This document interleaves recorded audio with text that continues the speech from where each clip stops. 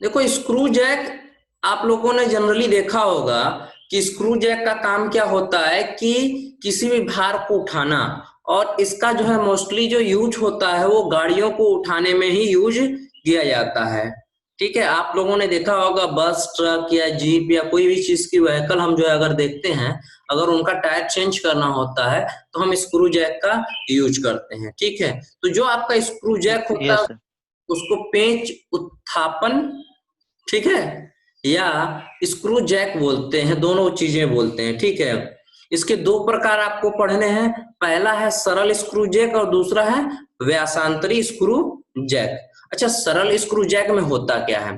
सरल screw Jack में क्या होगा कि सिंपल सी एक आपकी मशीन होगी जिसमें इस तरह से एक बॉडी बना होगा और इसके बीच में एक रॉड होगा। ठीक है, और इस रॉड पे एक सपोर्टिंग, एक कह सकते हो हेड लगा होता है और इसमें थ्रेड्स कटी होती हैं। किसमें? इस रॉड में थ्रेड्स कटी होती हैं और इस नेट थ्रेड, कटिंग। हाँ, इस थ्रेड्स को घूमने के लिए इसमें भी थ्रेड कटा होता है इसके बॉडी में। ठीक है, जो ये आपका स्क्रू है इसके बॉडी में भी क्या होता है? थ्रेड कटा होता है। तो जब आप इस यहाँ पे एक वो लगे रहेगा आपका हैंडल, जिस हैंडल से आप घुमाओगे तो घुमाने पे ये क्या होगा, ये आपका ऊपर ऊपर उठेगा। नीचे, ठीक है, उठेगा। या तो ऊपर या तो नीचे ये मूव करेगा। ठीक है, तो अब हमको ये समझना है कि हमको इसका निकालना है वीआर। तो वीआर निकालने के लिए हमको ये समझना है कि अब इसमें वर्क द्वारा, डब्लू द्वारा चली गई दूरी और पी द्वारा चली गई दूरी दोनों में क्या है। ठीक है, कितनी कितनी दूरियां हैं। ठीक है, तो देखते हैं आगे क्या है। देखो आगे आपका जो बॉडी होती है जिसको उठाना होता है, जो वर्क करना होता है, उसको हमेशा हेड के ऊपर रखते हैं। तो अगर हम हत्थे की लंबाई आर मान लें और इस स्क्रू की, इसको जो थ्रेड कटा हुआ है, तो इस पूरे बॉडी को क्या मानते हैं? स्क्रू मानते हैं, इसीलिए स्क्रू जैक बोला जाता है। तो स्क्रू की जो पिच होगी, पिच क्या होती है? दो तीथों के बीच की दूरी, परस्पर दूरी। ठीक है, यानी कि उनके वैली से वैली के बीच की दूरी को क्या बोलते हैं? आवाज आ रही है, बंद करो। ठीक है, और क्रेस्ट से क्रेस्ट यानी, सॉरी, रूट से रूट, ठीक है, यहां से यहां तक की इस ये भी दूरी बराबर होगी, इसको भी पिच बोलते हैं। ठीक है, तो ये दो दूरियां, ये जो आपको पिच समझ में आ गया, तो ऐसे ही इसका भी एक पिच होगा। ठीक है, तो स्क्रू चूड़ी की पिच और हत्थे के एक चक्कर में प्रयास पी द्वारा चली गई दूरी, यानी इस पी द्वारा जो है चली गई दूरी कितनी होगी? अगर इसकी लंबाई आर है तो परिधि बनाएगा, यानी 2 पाई आर। कितना हो जाएगा? 2 पाई आर।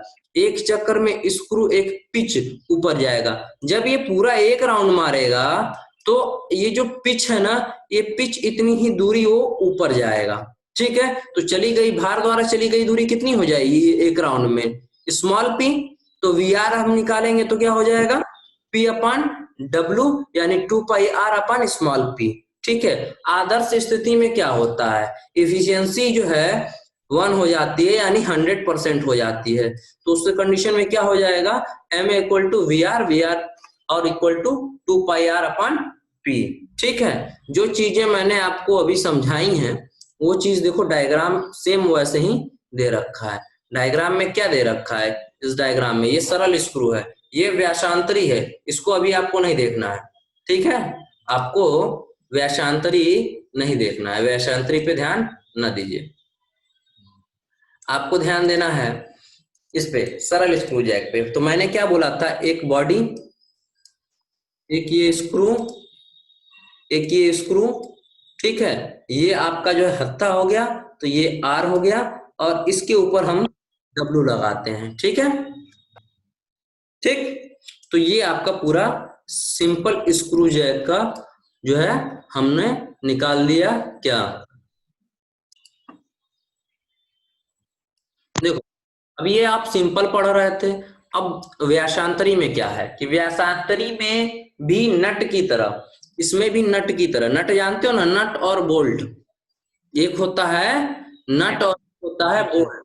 तो बोल्ट आपका कुछ ऐसे होगा, ठीक है, और नट कैसा होता है, कुछ ऐसे होता है। यस। ठीक है, तो इसमें चूड़ी कटी होती है। तो ये जो चूड़ी है ना, ये इसके बॉडी में कटी होती है, उसी प्रकार इसके भी बॉडी में चूड़ी कटी होती है। लेकिन दोनों के फॉर्मेशन में अंतर क्या है कि उसमें केवल एक स्क्रू था, इसमें दो स्क्रू है। एक ये बड़ा वाला स्क्रू है, एक ये बड़ा वाला बड़ा वाला। स्क्रू है और एक ये छोटा स्क्रू है। ठीक है, और छोटे ही स्क्रू के ऊपर हम भार रखते हैं, और इस बड़े वाले स्क्रू में ये हत्था लगा हुआ है, इससे हम घुमाते हैं। ठीक है, तो इसमें भी हमारा क्या होगा, अगर देखोगे यहां से तो पी जो है, प्रयास जो है कितनी दूरी चलेगा, 2 पाई आर। ठीक है, क्योंकि आर इसका भी हमने आर मान लिया है, जो लेंथ है हत्थे का वो हमने आर मान लिया है। तो एक परिधि घूमेगा तो क्या हो जाएगा, 2 पाई आर। लेकिन इसके भार उठाने में क्या अंतर आएगा, क्योंकि यहाँ दो स्क्रू लगे हुए हैं, एक बड़ा और एक छोटा।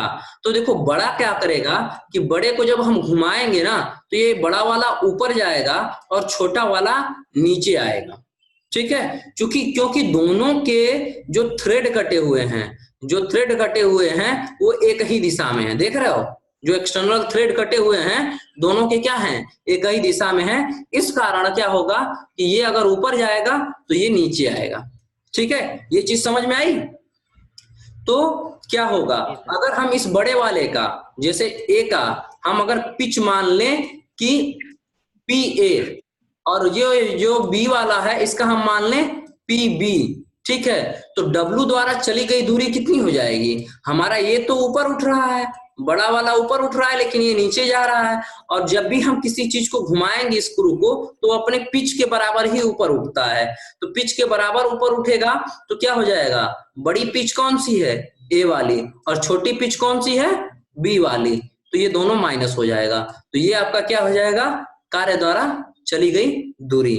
और पी द्वारा चली गई दूरी आप यहां निकाल चुके हैं। तो वी आर क्या हो जाएगा, वी आर इक्वल टू क्या हो जाएगा, 2 pi R upon P A minus P B. ठीक है, ये आपका वी आर हो जाएगा। ठीक है, समझ में आ गया। Yes sir. ठीक है, तो ये आपका जो है सरल स्क्रू जैक था, और ये व्यासांतरी स्क्रू जैक था। ठीक है, तो